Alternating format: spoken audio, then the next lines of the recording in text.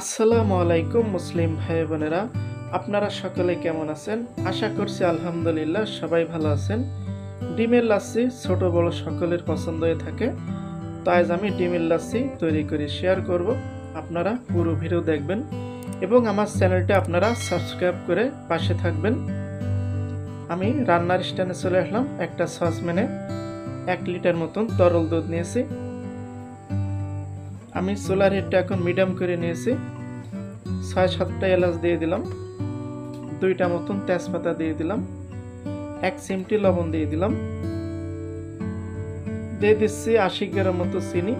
আপনারা যেমন মিষ্টি খেতে পছন্দ করেন তেমন মিষ্টি নিয়ে নেবেন। আমি এখন চুলার হিটটা বাড়িয়ে দিলাম। এখন দিয়ে দিচ্ছি 50 গ্রাম গুঁড়ো দুধ, তাহলে দুধটাও কিন্তু ভালো গাঢ় হবে। তো দুধগুলো আমি ফুটিয়ে নিব ভালো করে। 200 গ্রাম কমিয়ে নিব, 800 গ্রাম থাকবে। তো দুধের কিন্তু বলক চলে এসেছে। দুধগুলো কিন্তু ভালো করে ফুটিয়ে নিব। আপনারা ভিডিওটি টেনে দেখবেন না, অবশ্যই আপনারা পুরো ভিডিও দেখবেন, তাহলে আপনারা ভালো রান্না শিখতে পারবেন। আমার দুধ ফোটানো শেষ। এখন তেজপাতা 2টা উঠিয়ে নিলাম। তো এখানে 800 গ্রাম মতো দুধ রয়েছে, 200 গ্রাম কমে গেছে।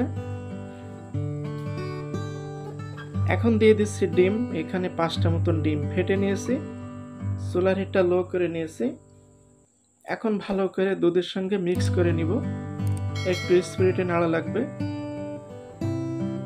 যাতে ডিম দুধের সঙ্গে মিশে যায়, দলা না হয়ে থাকে। আমি চুলার হিটটা বাড়িয়ে দিলাম। তো ভালো করে নাড়তে থাকবো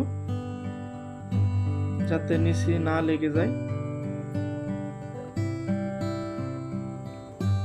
দারুণ একটা কালারও চলে এসেছে। তো আশা করছি আজকের রেসিপি কিন্তু আপনাদের সকলের কাছে ভালো লাগবে। এ ধরনের রেসিপি কিন্তু ছোট বড় সকলের জন্য। তো দেখতে পাচ্ছেন বলক চলে এসেছে। তো আমি আরো 4 মিনিট ফুটিয়ে নিব ভালো করে। তো দেখতে পাচ্ছেন আমি কিন্তু 4 মিনিট ফুটিয়ে নিয়েছি। বেশি গাঢ় না, বেশি পাতলাও না। তো আমার লাচ্ছি কিন্তু এখন রেডি। এখন পরিবেশন করে দেখাবো। আপনারা কিন্তু বাসাতে অবশ্যই ট্রাই করবেন, ট্রাই করতে ভুলবেন না।